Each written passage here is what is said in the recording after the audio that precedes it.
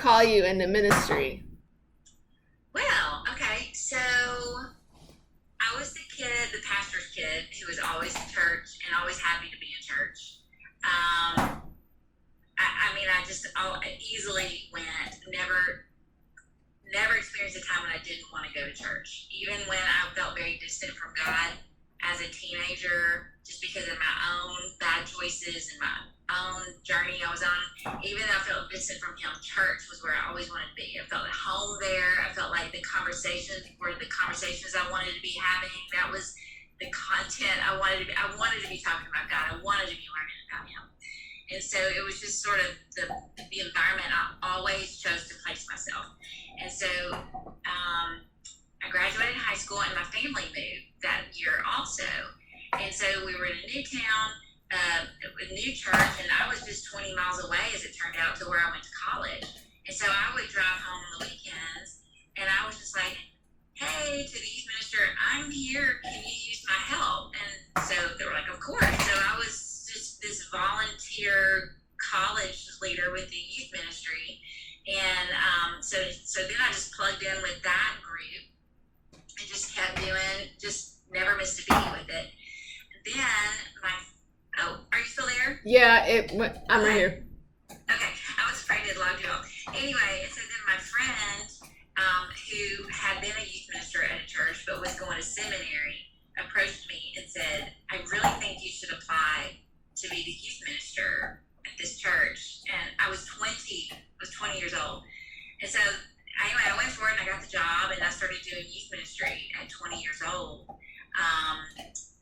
Before, I guess, kind of around, all this is kind of happening at the same time, right? So I'm a junior in college at this point, and I'm just doing what I love. I'm just kind of naturally flowing in the river of, like, I'm at church, I help with retreats, I do all these things.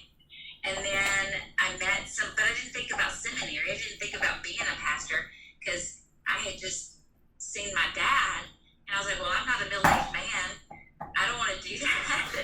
I don't know anyone who looks like me who goes into ministry, right? So this was in like the early to mid 90s, and there just weren't as many young people, and there weren't as many women that I was aware of who were in seminary. It doesn't mean they weren't there, but there's just a larger population of young people right out of college and women who are going to seminary. But then this woman, a 20-something, about 4 years older than me, who had been at Ole Miss and gone through the Wesley Foundation, which is where I was, she was in seminary, at Asbury Seminary, and she came back for a visit.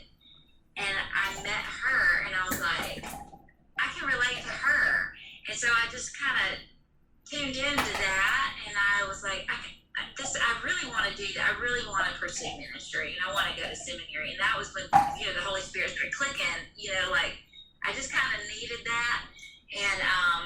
And so I guess it was my junior year in college, and I was like, next stop is seminary. That's what I'm doing. I'm going to go to seminary. But I graduated, I guess I had my junior year to go through. I had my senior year to go through. I was doing youth ministry in college the whole time. And then I had a gap year where I worked full time as a youth pastor, about a year and a half almost. And then Stuart and I got married. We went straight up to Kentucky, and I started seminary.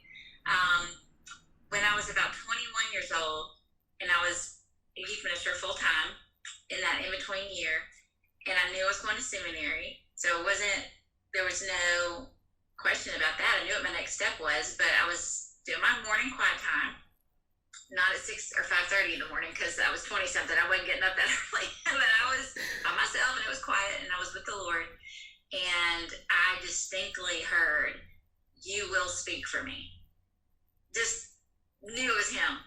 And I was like, oh, no, like preaching, and no, who would listen to me? Like, I'm 21, right? And it was, you're not ready yet, but you will speak for me. And I could not get that off of me. And at that point, I was terrified to do any sort of preaching or, things like that. I would just lead youth group, and that was kind of my comfort level.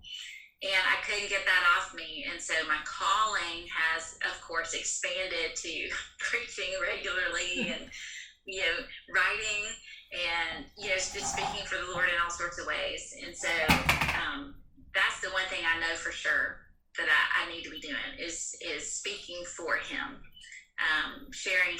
message, teaching his truth, teaching the gospel, helping people understand who he is, what he's about, what he means for them, and how he can impact their lives. So that's where I am. I'm still trying to do that today.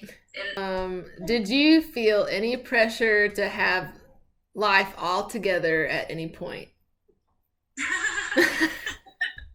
I don't. Yeah.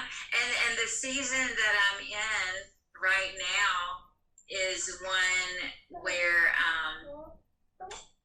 life is not really giving me what I expected based on what I've been putting in. You know what I mean? Like, if you raise your kids this way, and if you teach them these things, then they're going to make these choices, and they're going to have this kind of life. And we're going through a time with one of ours that is anything but that. You know, sometimes as a parent, you can do all the right things, and your children still have their own ability to choose things. So it's been a lot right now of letting go of expectations and pictures that maybe I formed in my head about what life is supposed to look like for me or our family or my children or whatever, and realizing that really there's nobody who has it all together ever, who has life is all perfect for them. Things might look good peeking through the window.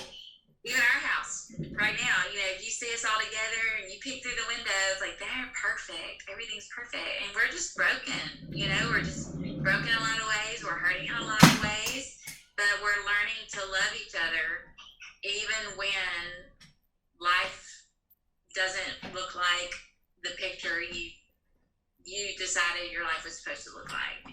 And so you asked, have you ever felt the pressure to have it all together all the time? I guess I used to feel like I'm supposed to have it all together and be the perfect example of what everything is supposed to be. And I've had to let that go because sometimes life just is the way it is.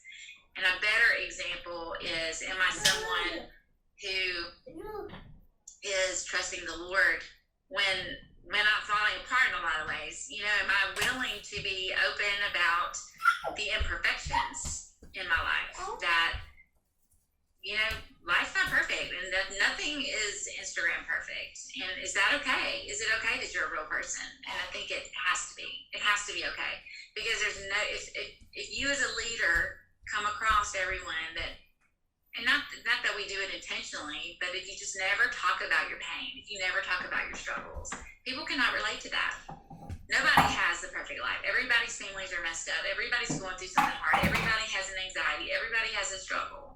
And so if the spiritual leaders do not lament, if the spiritual leaders do not talk about, like, how I'm pressing on in my faith with the Lord, even though everything's really stinky right now, or I just don't feel great, how are people going to know how to do that themselves? You know, might they get a false idea that if you love the Lord and you serve him, then there's this, what you put in, God is going to pour back out and equal. Like, if I'm good enough and if I'm faithful enough, life's going to be good. Well, it doesn't work out that way. I mean, just look at Job. He was like super faithful, and he went through a desperately difficult